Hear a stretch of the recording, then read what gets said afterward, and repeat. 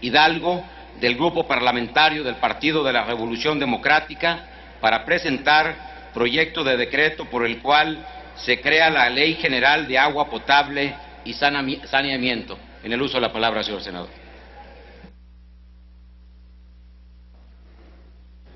Muchas gracias. Con su venia, compañero presidente. Compañeros senadores, compañeras senadoras, el agua potable como un bien básico es sumamente escaso en la actualidad y es necesario para el desarrollo de la vida y la salud de las personas. Por si fuera poco, continúa siendo un lujo y en algunos casos muy costoso cuando no se tiene agua ni para las necesidades básicas. La carencia de este vital líquido no solo repercute en asuntos económicos, sino que es causal directa de grandes problemas sociales que tenemos que resolver, principalmente en lo que corresponde al tema de la salud, pues hoy en día la carga de morbilidad por la falta de agua o por su contaminación es muy alta, y además de provocar múltiples enfermedades como la anemia, el cólera, dengue y diarrea, entre otras. En nuestro país, casi el 8% de la población no tiene acceso al agua potable y más de 3 millones de viviendas en zonas rurales de México no cuentan con agua entubada. Las cifras de la Comisión Nacional del Agua muestran que tan solo el 25% de las aguas residuales son tratadas. Es decir, en términos reales, nos están diciendo que no se descontaminan 3 de cada 4 litros de agua. Por lo tanto, debemos considerar al agua potable como un patrimonio natural común de la humanidad y un requisito indispensable para el cumplimiento de los demás derechos humanos, dada su necesidad básica e importancia como un derecho fundamental. Con esta visión, los problemas que ahora les menciono deben erradicarse. Es posible recuperar el agua si sabemos gestionarla y no agotarla. La escasez de agua se debe principalmente a una mala gestión y abuso del recurso, por lo que si se trabaja en ello, administrándola con responsabilidad y eficiencia, obtendremos los resultados esperados. Los objetivos de mi partido, el de la Revolución Democrática, siempre se han encaminado para tomar las acciones necesarias para reducir significativamente la pobreza, la desigualdad, el hambre y las enfermedades. En distintas legislaturas nos hemos comprometido a reducir el número de personas sin acceso sostenible al agua potable hasta convertirlo en un derecho humano para todos. Por lo tanto, me he dado a la tarea para que trabajemos en esta soberanía, en establecer un nuevo marco normativo general para la prestación del servicio de agua potable, así como de los servicios de alcantarillado y saneamiento. La presente iniciativa de ley busca concretar el reto de alcanzar la meta relativa al acceso universal de agua potable y el saneamiento. Confío en que esta sea la primera etapa para que comencemos a elaborar nuevos y mejores planes de acción en el tema financiero y de servicios para ofrecer agua potable a los mexicanos y a las mexicanas de forma viable y sustentable. El espíritu del contenido vertido en el inciso C de la fracción tercera del artículo 115 de la Constitución Política de los Estados Unidos Mexicanos es muy claro al señalar que los municipios tendrán a su cargo los servicios públicos de agua potable, drenaje, alcantarillado, tratamiento y disposición de sus aguas residuales. Esta ley, respetando el marco constitucional, crea un marco jurídico general que permitirá a los municipios prestar servicios de uso y aprovechamiento de agua sin limitarlos, dándoles alternativas en el tema de contribuciones y establecimientos de tarifas. El Gobierno central no intervendrá directamente en la gestión del servicio, sino que podrá definir la política hídrica, coordinando y vigilando la correcta utilización del recurso. Proponemos un modelo descentralizado con una figura única que fungirá como organismo regulador, creándose el Instituto Nacional del Agua Potable y Saneamiento bajo la figura de organismo público descentralizado con personalidad jurídica y patrimonio propio, el cual fungirá como ente técnico normativo en el subsector agua potable y saneamiento a nivel nacional, que coadyuvará en materia técnica, vigilando la calidad del servicio, coordinando y manejando el sistema de información hídrica.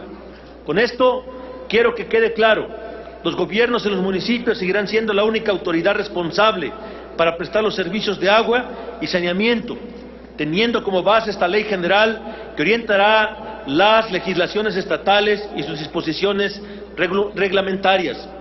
Se establece que la pauta al cobro de un derecho no por injerencia central, sino porque el servicio de agua potable no se fija en relación con el costo que el Estado genera por su prestación, pues incide en un satisfactor que, además de ser indispensable para la vida humana, es limitado y finito.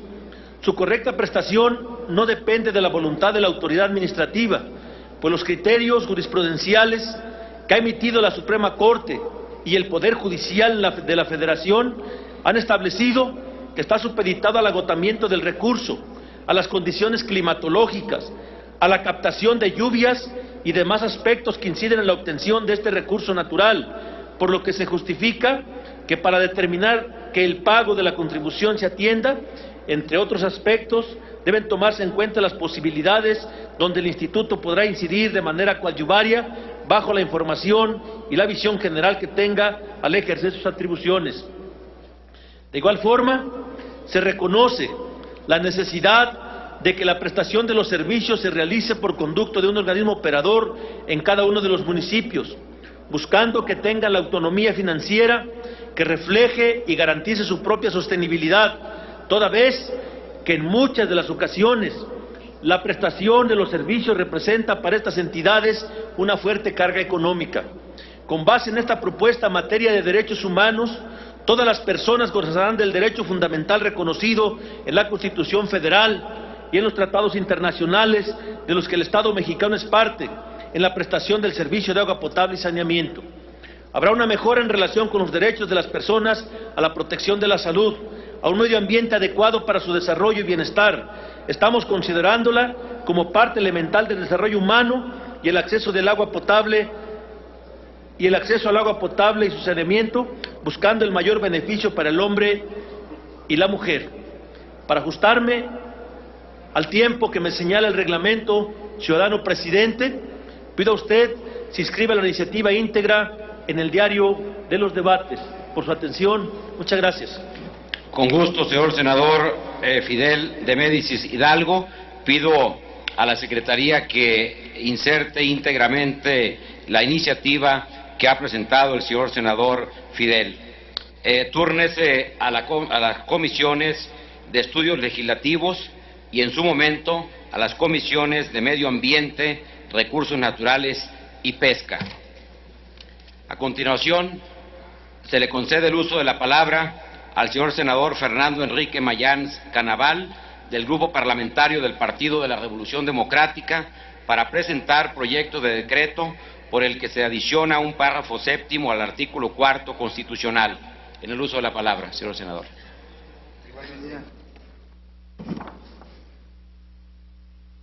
Con su permiso, señor presidente, compañeras y compañeros senadores, los gobiernos democráticos tienen la peculiaridad de orientar su función a garantizar el ejercicio y disfrute de los derechos fundamentales de sus gobernados. Y uno de esos derechos que constituye el propósito y fin primordial de los regímenes que ostentan esa naturaleza es precisamente el derecho al desarrollo. Sobre este derecho, el artículo 8, en su numeral 1, de la Declaración sobre los Derechos al Desarrollo, concretamente en la Resolución 41/128 de la Asamblea General de la Organización de las Naciones Unidas, adoptada el 4 de diciembre de 1986, dispone: los Estados deben adoptar en el plano nacional todas las medidas necesarias para la realización del derecho al desarrollo y garantizar, entre otras cosas, la igualdad de oportunidades para todos en cuanto al acceso a los recursos básicos, la educación, los servicios de salud, los alimentos, la vivienda, el empleo, la justa distribución de los ingresos. Para dar cumplimiento a esa máxima internacional en la realización del derecho al desarrollo, es necesario adoptar como una primera medida legislativa la de elevar a rango constitucional el derecho individual y colectivo al acceso y uso de la energía eléctrica. Son diversas las razones para legislar en esta materia.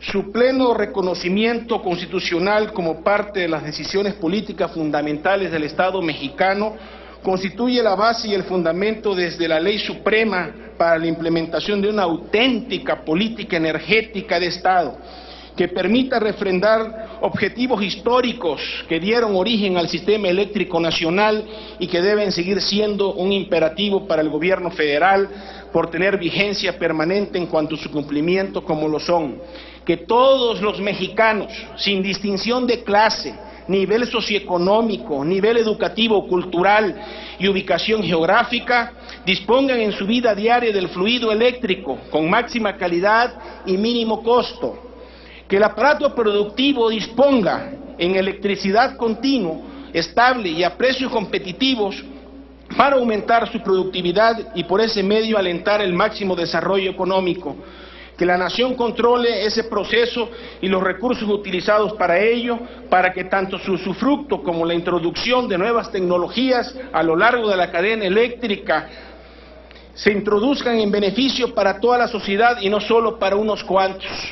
Con la presente iniciativa propongo reivindicar en el texto constitucional el derecho al acceso y uso de la energía eléctrica, toda vez que en diversos instrumentos jurídicos internacionales adoptados por nuestro país y ratificados por este Senado de la República encuentra su fundamento básico.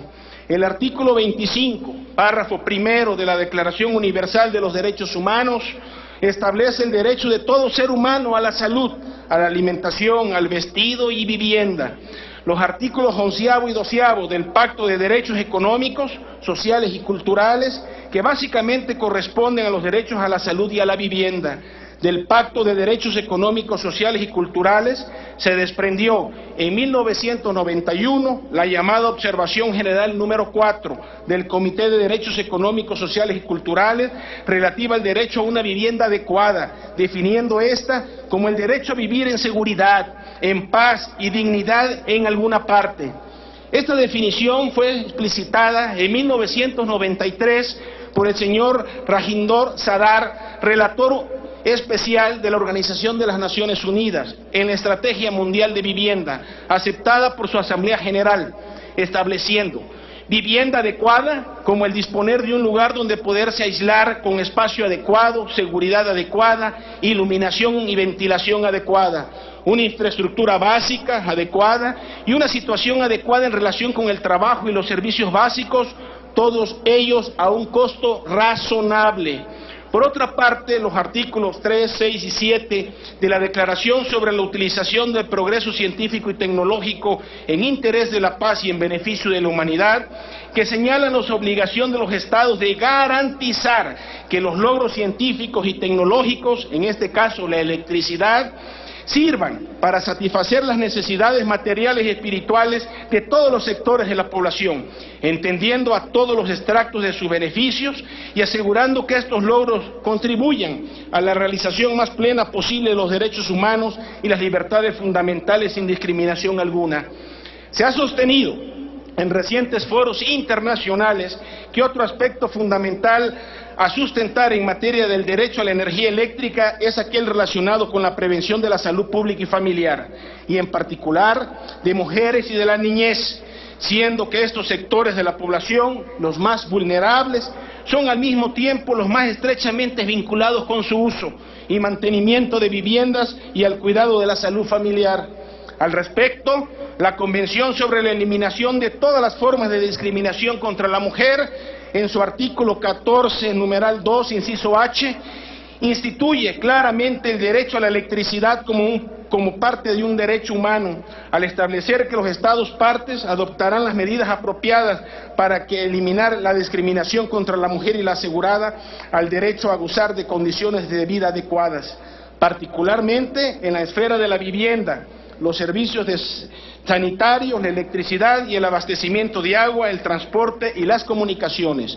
Una razón de peso Para impulsar esta propuesta, compañeras y compañeros, le encontramos en el reconocimiento que realizara la Cumbre Mundial sobre el Desarrollo Sostenible, celebrada en 2012 en Johannesburgo, al establecer la vinculación entre el acceso a la energía y los objetivos de desarrollo del milenio, y destacar que el acceso a la energía facilita la erradicación de la pobreza. No olvidemos que México, en el año 2000, adoptó la Declaración del Milenio, por lo que se obligó a cumplir con los 8 objetivos de desarrollo a alcanzar en el año 2015, siendo el primero la erradicación de la pobreza extrema. Por otra parte, la Asociación Internacional del Derecho a la Energía, como miembro del Consejo Económico y Social de las Naciones Unidas, indica que, de no verse a la energía como un derecho humano, no podrían cumplirse los objetivos del milenio del 2015. Al impulsar esta propuesta de reforma, se hace manifiesta nuestra coincidencia de que el acceso a los servicios energéticos adecuados, asequibles y sostenibles es fundamental para alcanzar la mayoría de los objetivos de desarrollo vinculados a la sanidad, la educación, el alumbrado, la calefacción, el transporte, la agricultura, la producción industrial y los medios modernos de comunicación.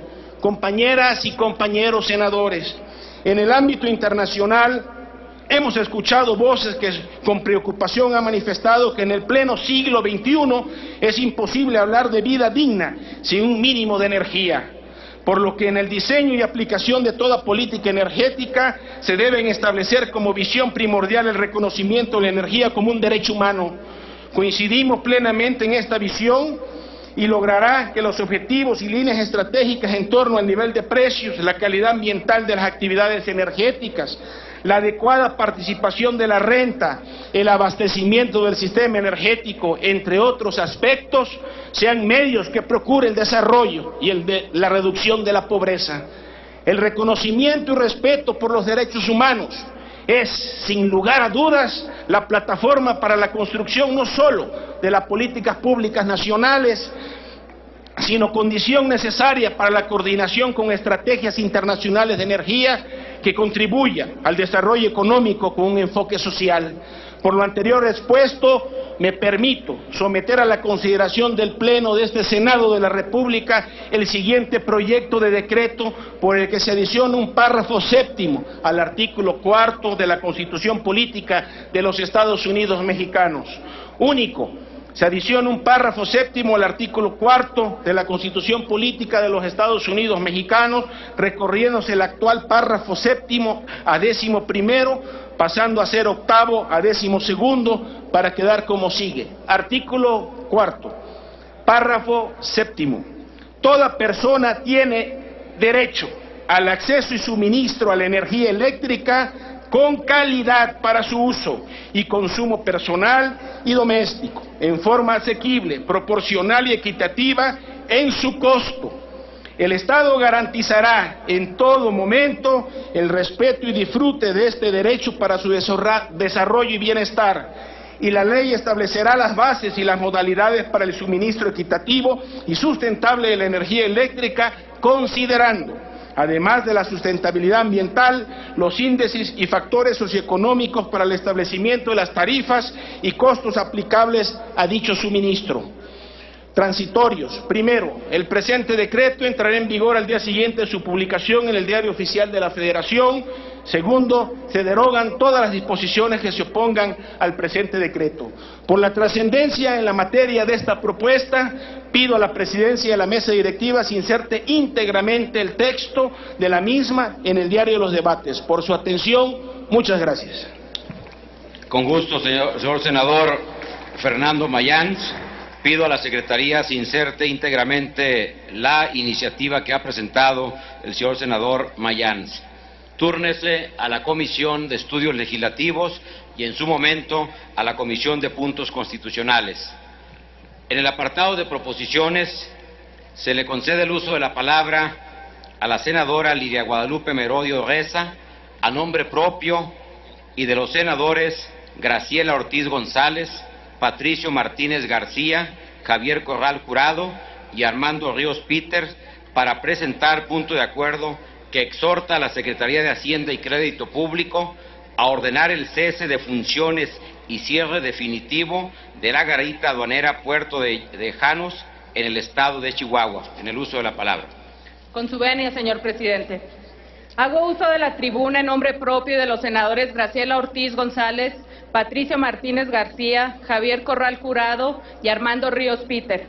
Suscribimos el presente documento convencidos de que la representación que ostentamos debe, entre otras cosas, atender las necesidades a través de las demandas ciudadanas. El caso que hoy nos ocupa está relacionado con una queja ciudadana que habitantes y presidentes municipales del estado de Chihuahua, representantes de asociaciones civiles, ejidales, empresariales y cámaras de la industria y comercio, en acuerdo aprobados por sus respectivos organismos, han hecho llegar a las autoridades de la Secretaría de Hacienda y Crédito Público, incluso han dirigido a la misma al presidente de la República, pidiendo el cese de las funciones operativas y cierre definitivo de la garita de Janos, sin tener hasta hoy respuesta favorable a su solicitud. Es importante destacar que en dichos documentos los solicitantes argumentan fundamentalmente dos cuestiones que esta Asamblea no debe soslayar y por lo tanto atender de inmediato, para que el Gobierno federal en su momento tome las acciones necesarias y suficientes que pongan de llano una solución al conflicto suscitado en la garita de Janos. Nos referimos a la corrupción que se genera en dicha garita, limitando el tránsito regular de vehículos de transporte, carga de mercancías y productos, hecho que frenan las actividades comerciales de la zona, y por otro lado, a los viajantes que cruzan por ella, causándoles un malestar que trunca las actividades turísticas. Como consecuencia de lo anterior, el desarrollo económico de la zona se ve considerablemente afectado. Si bien el punto de revisión en Janos puede existir, arguyendo cuestiones de seguridad nacional, o para justificar un adecuado tráfico de mercancías lícitas entre México y los Estados Unidos de América, el asunto no debe verse meramente como un punto de vista económico mercantilista, pues bajo un enfoque de derechos humanos, aunque México tenga el derecho soberano de decidir quién puede acceder a su territorio y permanecer en él, también lo es el hecho de que, como lo apunta el informe A-60-871 del Secretario General de la ONU sobre Migración Internacional y Desarrollo, para aprovechar al máximo los beneficios del tráfico de personas, es preciso que se respeten los derechos de quienes transitan por este país, de tal suerte que México está obligado a proteger los derechos fundamentales de todas las personas en su territorio y deben tomar medidas efectivas para defender a los migrantes y a cualquier persona que transite por esa zona, frente a cualquier tipo de violaciones o abuso de los derechos humanos por parte de las autoridades. Inclusive, tiene que combatir todas las formas de discriminación y racismo. Las razones expresadas por los proponentes son fundamentalmente que la garita de Janos, Chihuahua, ha rebasado los efectos para los cuales fue creada, ya que una gran cantidad de viajeros provenientes del vecino Estados Unidos transitan por ahí y son afectados por ella. Por otra parte, dado que el puerto de Janos está situado a 150 kilómetros de la frontera, existe entonces una operación irregular, en virtud de que el artículo 140 de la Ley Aduanera refiere que las garitas y puntos de revisión que establecen la Secretaría de Hacienda y Crédito Público deberán situarse cerca de los límites de la franja o región fronteriza, para que los pasajeros y las mercancías procedentes de dichas zonas puedan introducirse al resto del territorio nacional. En este sentido, el artículo 136 de la ley citada establece que por franja fronteriza se entiende el territorio comprendido entre la línea divisoria internacional y la línea paralela ubicada a una distancia de 20 kilómetros hacia el interior del país. Razones todas que en su conjunto se muestran como un elemento fundamental que debemos exigir sea atendido directamente por la autoridad administrativa superior y como medida precautoria ordene el cese de las funciones operativas de manera inmediata y solo si existiesen causas justificadas para su instalación, sí y solo sí entonces se proceda con toda regulación jurídica a su instalación en el lugar adecuado y de acuerdo con la ley, respetando en todo momento los límites que ella obliga. En tal sentido y en atención expresa de nuestro mandato como senadores de la República y haciendo propio un reclamo de un sector importante de la población representada y afectada en sus intereses, sometemos a esta consideración de esta honorable Asamblea y con la finalidad de atender su petición la siguiente proposición con punto de acuerdo. Acuerdo. Primero, el Senado de la República y el Honorable Congreso de la Unión exhorta a la Secretaría de Hacienda y Crédito Público para que, por conducto del Servicio de Administración Tributaria, se gire la instrucción necesaria a fin de que sea retirada y cesada en forma definitiva e irrevocable la garita aduanera conocida como Puerto de Janos, correspondiente a la aduana de Puerto Palomas, municipio de Ascensión, Chihuahua, que está en la carretera federal número 10 en el tramo del Nuevo Casas Grandes, Janos. Asimismo, se lleve a cabo la investigación suficiente a fin de procurar el deslinde de responsabilidades y, en su caso, las sanciones que haya lugar por los casos de corrupción denunciados. Segundo, se exhorta a la Procuraduría General de la República y a la Comisión Nacional de Derechos Humanos a realizar una investigación de los casos de corrupción y extorsión denunciados, en tal caso que sean resueltos conforme a derecho. Pido, señor presidente, se incluya íntegro el texto en el diario de los debates. Es cuanto. Gracias, senadora Lidia Guadalupe Merodio Reza. Desde luego, pido a la Secretaría se incluya de manera íntegra la proposición con punto de acuerdo que ha presentado la senadora Lidia Guadalupe. Túrnese a la Comisión de Hacienda y Crédito Público.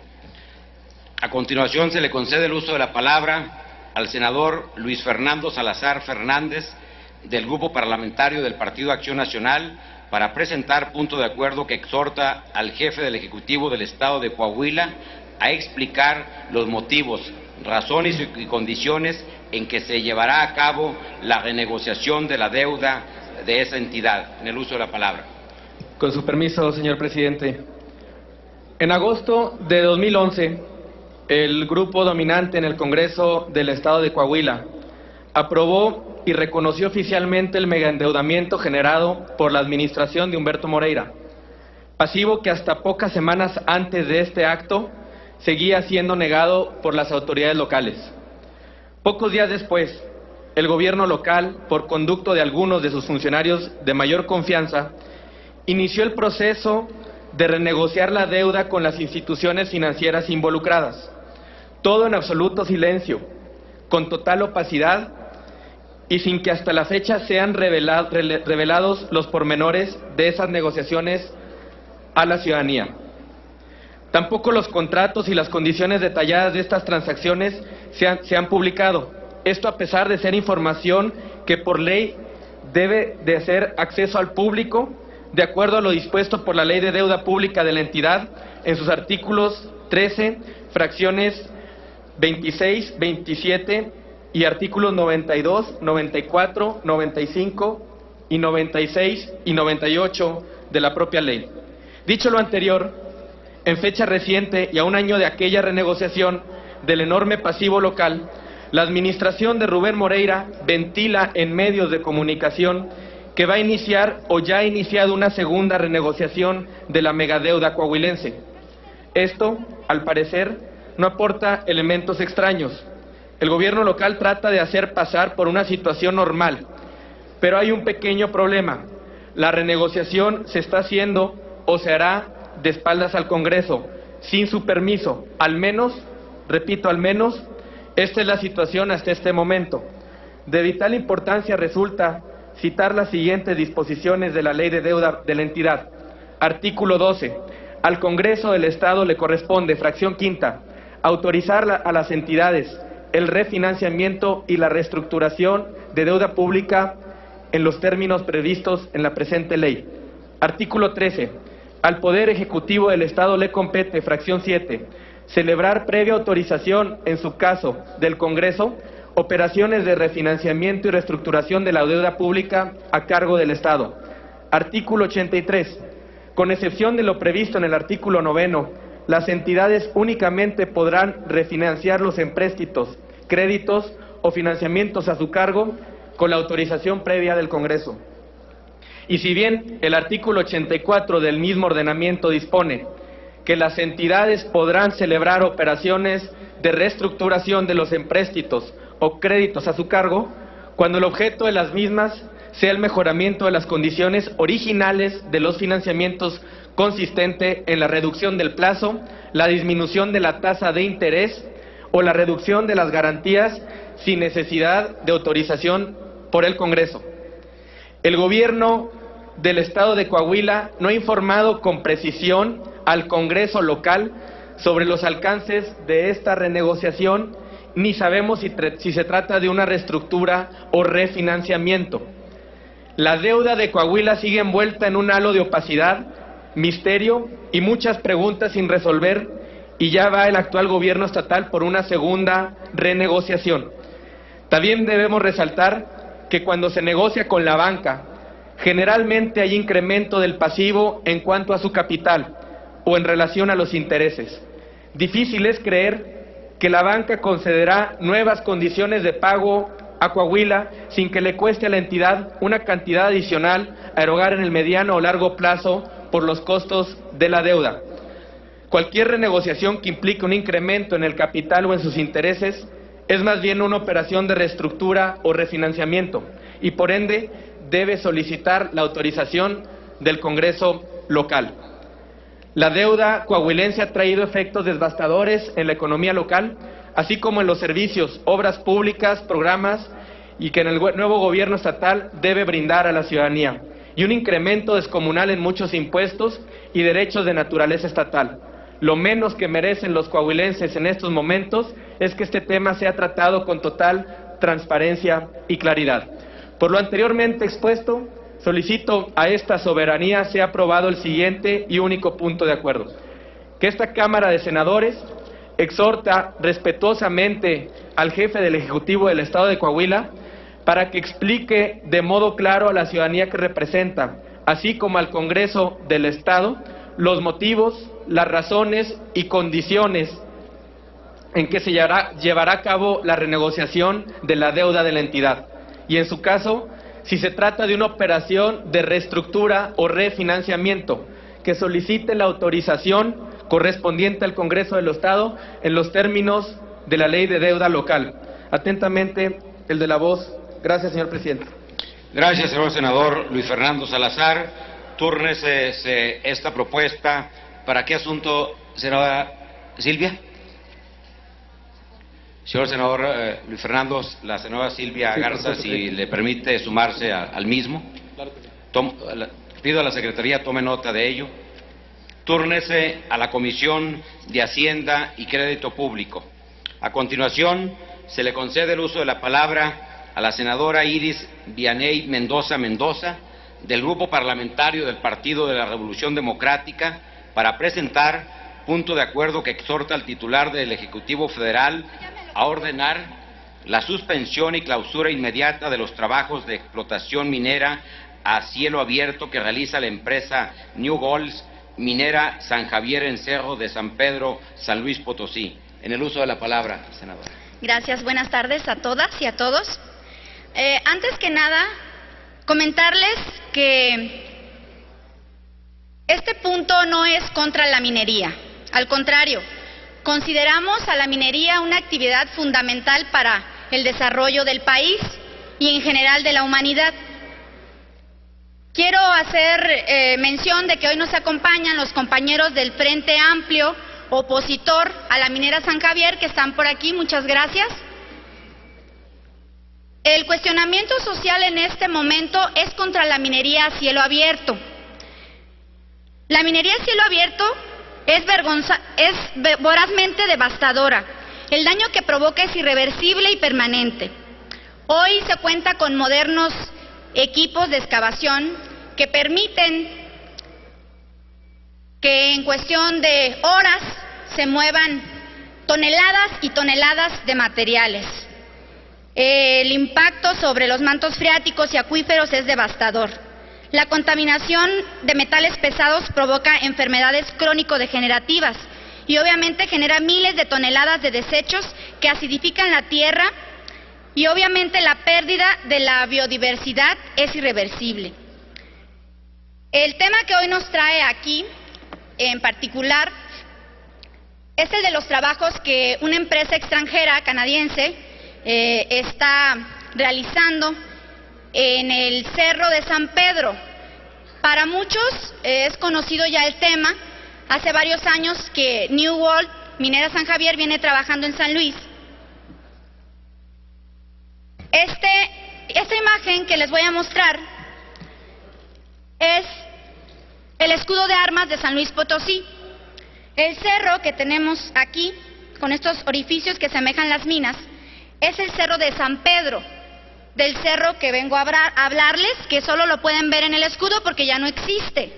En muy poco tiempo fue desaparecido totalmente.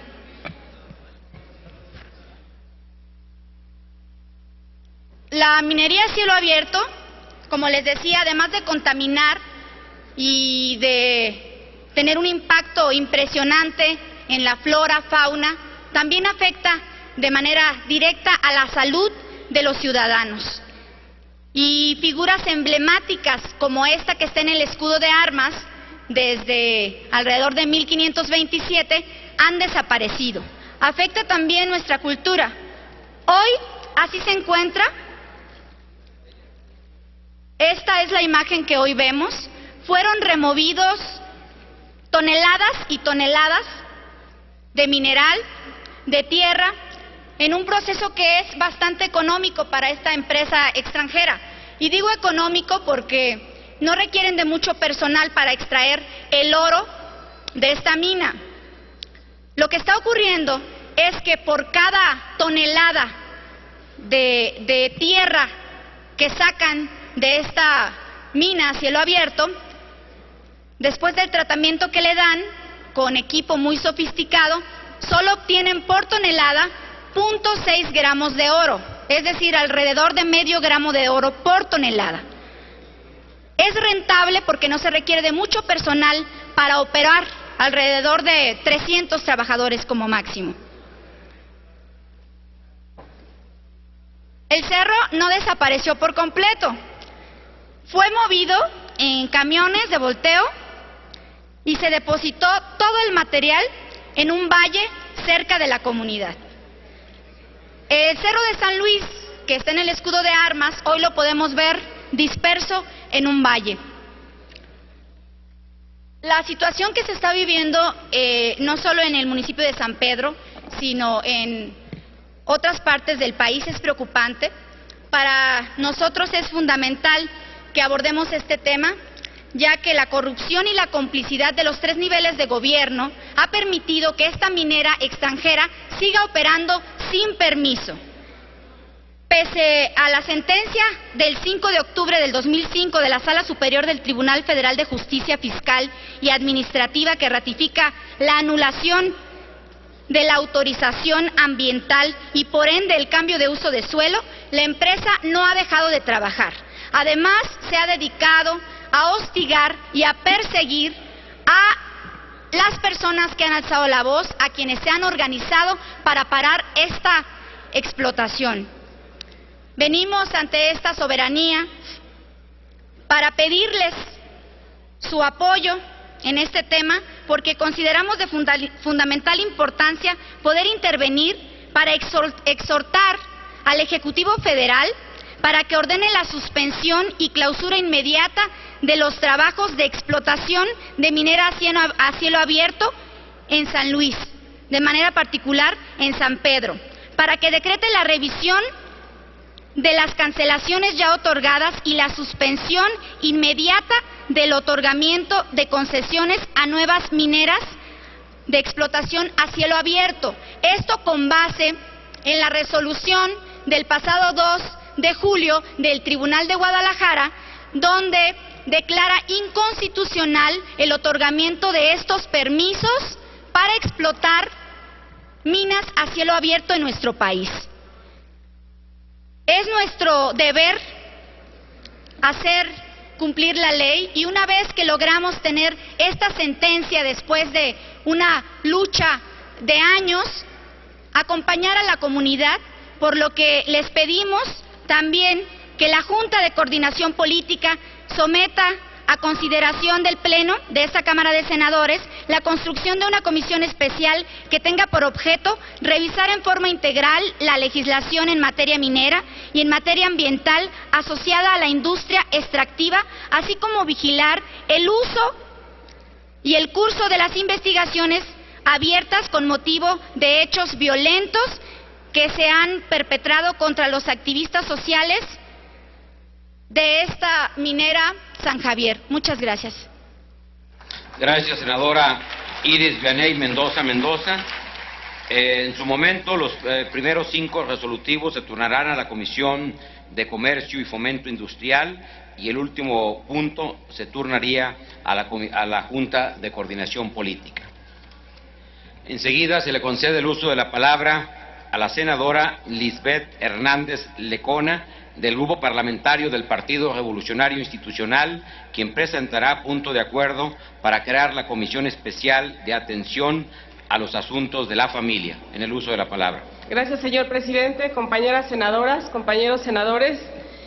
En los tiempos modernos, la sociedad ha sufrido amplios, profundos y rápidas transformaciones de toda índole que no han dejado de repercutir en el núcleo primordial que es la institución familiar. Los retos que trae consigo estos continuos cambios han sido enfrentados por muchas familias, permaneciendo fieles a los valores fundamentales que las constituyen. Sin embargo, también hay un gran número de ellas que se ven impedidas para descubrir y aferrarse al significado auténtico de la vida familiar y conyugal.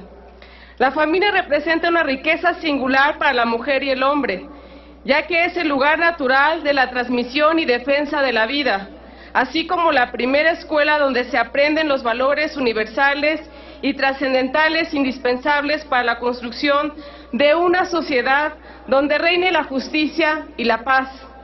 Por ende, es de vital importancia que la institución familiar, patrimonio del que depende el porvenir de la humanidad, sea salvaguardada por leyes emitidas por esta honorable Asamblea. En la actualidad se han percibido familias desintegradas, generándose un deterioro social acentuado por los problemas que agobian al mundo globalizado, condiciones indebidas de trabajo que obligan al descuido temprano de los hijos, falta de trabajo, escasa seguridad social, emigración que separa al padre de la madre y de los hijos, la amenaza de las drogas, alcoholismo, vandalismo, pandillas que conducen al robo o a la violencia, plagas sociales, maltrato, pobreza y pobreza extrema.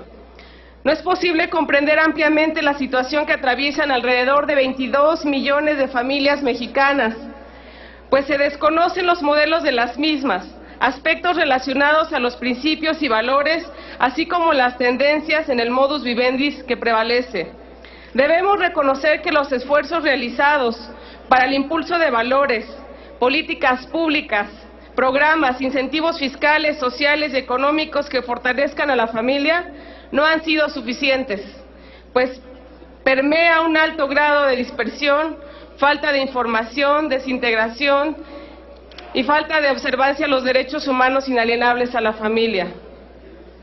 Hoy, la meta debe ser que la vida familiar sea armoniosa, prevenir riesgos, contradicciones y disminuir la vulnerabilidad social, sin permanecer en diferentes incongruencias a la falta de urgencia de implementar ejes rectores que suman mayores resultados en la construcción democrática de la ciudadanía a partir de la gestión social, política, económica, cultural, ambiental y la defensa y garantía de los derechos de la familia, que implica la eficaz construcción de vínculos naturales o jurídicos, la protección integral, la obtención de un patrimonio inalienable, a la honra, a la dignidad, a la intimidad, a la atención, a la protección y promoción y recuperación de la salud, de la vivienda, de la educación, de crecer en un ambiente sano, de igualdad y de respeto de derechos y de deberes, entre hijos, entre padres,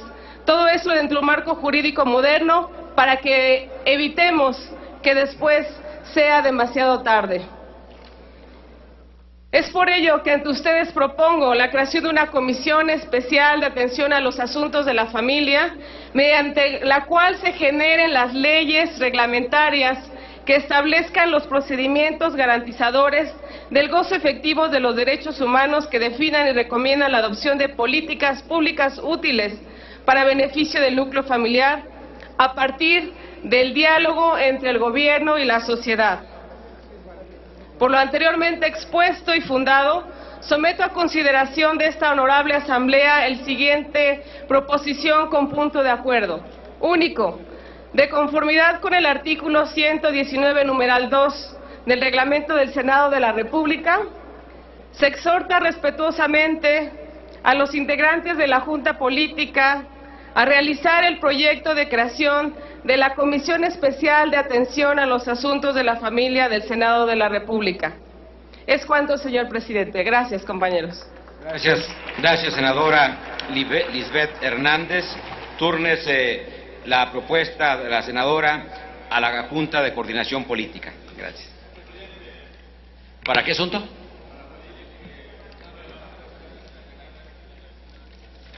Senadora Lisbeth, si no tiene inconveniente que se sumen el senador Aarón Iriza López, igualmente el resto de los senadores que han manifestado adelante. Pido a la Secretaría que tome nota de quienes están manifestando adherirse. Senador Daniel Amador, con mucho gusto.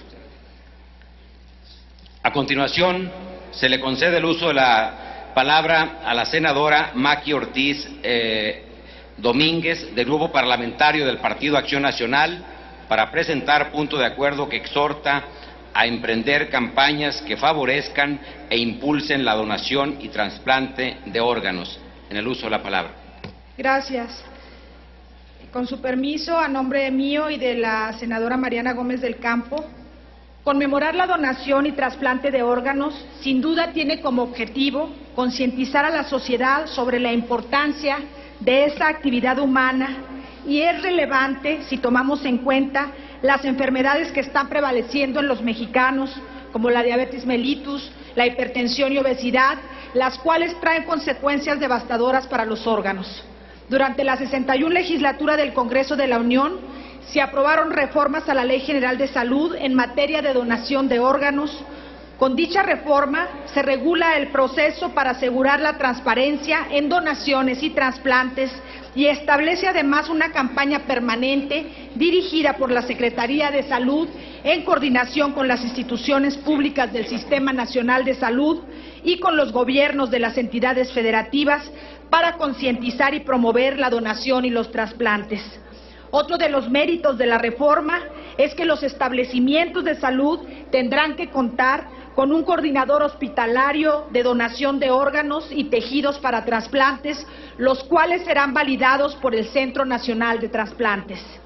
En este sentido, reconocimiento especial para el Centro Nacional de Trasplantes, quien, entre otras actividades, actualiza permanentemente las estadísticas nacionales con base en el flujo de información emitido por los profesionales de la salud en los hospitales que cuentan con licencia sanitaria para realizar actividades de donación, trasplantes y/o banco de tejidos, y contribuye a mejorar las políticas públicas en la materia. Los avances en el Sistema Nacional de Trasplantes son destacables, sin que eso signifique que aún nos falte trabajo por hacer. Durante el periodo de septiembre de 2011 a agosto del 2012, 1,362 personas donaron órganos o tejidos al fallecer, cifra que representa un incremento de 24% en comparación a las 1,096 del mismo lapso anterior. Dependiendo del tipo de injerto donado, 411 fueron para donación de órganos y 951 para donación de tejidos. Entre septiembre de 2011 a agosto del 2012, el 100% de los componentes sanguíneos transfundidos fue estudiado para los marcadores infecciosos establecidos como obligatorios en la legislación, logrando un porcentaje de cumplimiento de 100% con relación a la meta programada anual. En México se realizan trasplantes de córnea, médula ósea, hueso, válvulas cardíacas, riñón, hígado, corazón y pulmón. Existen más de 400 hospitales distribuidos en todo el sector salud, sociales, públicos y privados, que llevan a cabo diferentes tipos de trasplantes. El órgano que más se requiere para trasplante es el riñón, seguido de córnea, mientras que el número de pacientes que requieren trasplantes de hígado, corazón y pulmón es mucho menor. En el caso del riñón y córnea, el tiempo promedio de espera es entre 24 y 30 meses. En el caso de hígado, corazón, los tiempos de espera pueden ser mucho más largos. Es de relevancia mencionar que la capacidad técnica de los cirujanos mexicanos ha hecho posible que en México se hayan realizado hasta el día de hoy alrededor de 40,000 trasplantes. De acuerdo a la Secretaría de Salud, existen 16,679 personas que requieren un trasplante. Es importante que los ciudadanos conozcamos el proceso de trasplante para hacer conciencia de la necesidad de fomentar la cultura de la donación y el altruismo para dar vida a través de la vida. El proceso inicia cuando el médico diagnostica un padecimiento que ha afectado gravemente un órgano o tejido específico de un paciente, quien es enviado al especialista que corresponda para determinar si existen razones médicas para que el problema pudiera ser tratado mediante un trasplante. Los casos más frecuentes son la insuficiencia renal crónica, algunos tipos de insuficiencia cardíaca, padecimientos que afectan la forma y transparencia de las córneas en los ojos y en otros casos insuficiencia en el hígado o pulmón, etcétera. El paciente debe ser sometido a un protocolo de evaluación para definir si reúne las condiciones necesarias para el trasplante, ya que no cualquier enfermedad puede ser atendida mediante un trasplante. Una vez que el paciente es aceptado para recibir un trasplante, el responsable del programa en el hospital deberá ingresar los datos del paciente a la base de datos electrónica del Centro Nacional de Trasplantes, en donde se registra a todos los pacientes que requieren un trasplante. A propósito del día de la conmemoración del Día Nacional de la Donación y Trasplante de Órganos, debemos hacer una reflexión sobre la importancia de fomentar la cultura altruista, generosa y solidaria de la donación y trasplante de órganos. Pues hoy todavía estamos muy lejos de tener la cultura de trasplantes que tienen otros países. Por mi parte, el compromiso como legisladora de darle seguimiento a las reformas en materia de donación de órganos, así como fortalecer el marco jurídico que beneficie la cultura de ayudar al otro por razones humanistas y de solidaridad y subsidiariedad, será constante. Por todo lo anteriormente expuesto, someto a la consideración de esta honorable Asamblea el siguiente punto de acuerdo. El Senado de la República exhorta de manera respetuosa a la Secretaría de Salud Federal y a sus homólogas en las entidades federativas para que emprendan campañas que favorezcan e impulsen la donación y trasplante de órganos. Es cuanto, señor presidente. Gracias, senadora Maqui Esther Ortiz Domínguez. Túrnese en su momento a la Comisión de Salud y Seguridad Social. A continuación, se le concede el uso de la palabra al senador Ángel Benjamín Robles Montoya, del Grupo Parlamentario del Partido de la Revolución Democrática, para presentar punto de acuerdo que exhorta al Ejecutivo Federal a entregar información relativa a la deuda interna y externa del Gobierno Federal, así como del sector público federal. En el uso de la palabra, señor senador. Gracias, con su venia, senador presidente. Integrantes de la mesa directiva, compañeras y compañeros senadores, efectivamente, de acuerdo con información de la Secretaría de Hacienda, el saldo de la deuda del gobierno federal, tanto interna como externa, al día 1 de diciembre del 2006, ascendía a 1.791.543 millones de pesos, y al 30 de junio del 2012 había crecido a 4.174.994 millones de pesos, es decir, que en términos relativos creció en un 130%. Respecto a la deuda del sector público federal, al primer día del sexenio que está concluyendo, resulta que esta era de 1.875.154 millones de pesos. Y en contraste, lo que tenemos al cierre del segundo trimestre del 2012, compañeras y compañeros senadores, alcanza ya los 5.117.349.5 millones de pesos, es decir, un crecimiento del 172%. En suma, según datos oficiales que aparecen en la página web de la Secretaría de Hacienda, todo el aparato federal adeuda más de 9.292.343 millones de pesos, es decir, que se ha crecido durante el sexenio a un ritmo del 153%. Con todos estos datos, yo debo decir que acuso a Felipe Calderón de haber incrementado de una manera irresponsable la deuda nacional. Lo acuso, aunque también reconozco que hizo lo mismo que sus predecesores. Al igual que los últimos gobiernos federales, en esta administración se siguió la ruta del endeudamiento que ha puesto en tantos predicamentos al desarrollo de México. Vean solo a manera de ejemplo los siguientes datos. Salinas de Gortari entregó el país con una deuda total del aparato federal por 1.020.727 millones de pesos. Ernesto Zedillo le incrementó en un 137% para concluir su mandato debiendo 2.426.544 millones de pesos. Vicente Fox la hizo crecer a un ritmo del 63.44% y nos heredó 3.966.059 millones de pesos de deuda. Y el panorama no pinta nada bien ahora que Felipe Calderón nos ahoga con una deuda de más de 9 billones de pesos.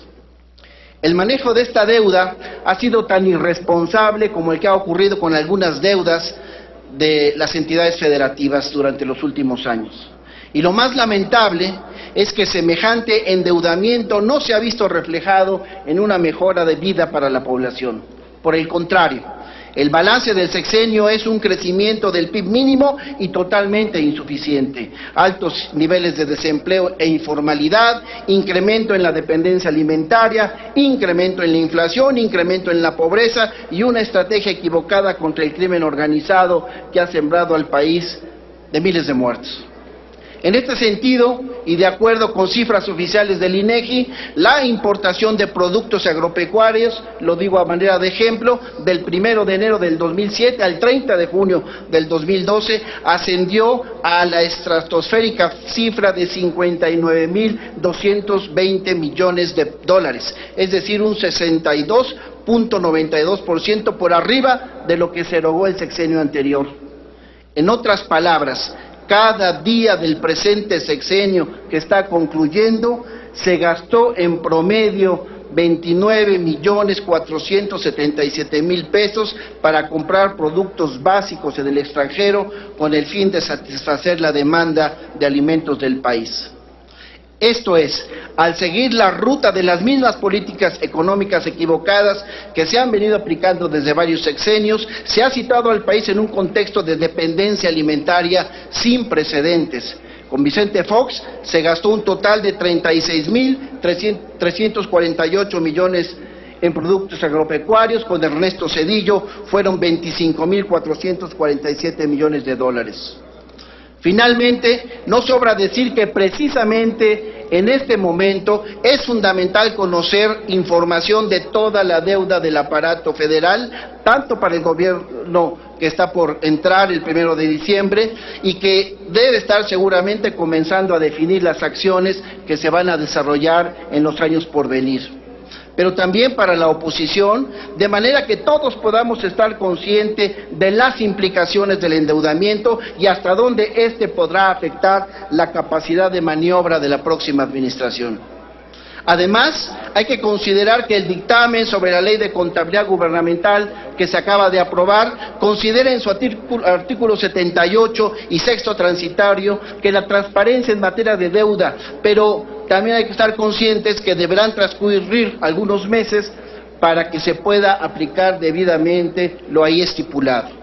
Por lo anteriormente expuesto, senador presidente, someto a la consideración de esta Asamblea el siguiente punto de acuerdo. Primero, se exhorta al titular del Poder Ejecutivo, instruya a la Secretaría de Hacienda y Crédito Público, entregue a la brevedad la información relativa a la deuda interna y externa del Gobierno federal, así como del sector público federal, la cual deberá indicar claramente por cada empréstito en particular que forma parte del endeudamiento total, de cuánto es el monto del empréstito, en cuánto fue usado, con quién fue contratado, en qué fecha, bajo qué condiciones, cuándo es su vencimiento, cuál es el monto de intereses que se deben pagar y cuál es el calendario de pagos, tanto en capital como en intereses, que deberá cubrirse durante el periodo que va del 1 de diciembre de 2012 al 30 de noviembre del 2018.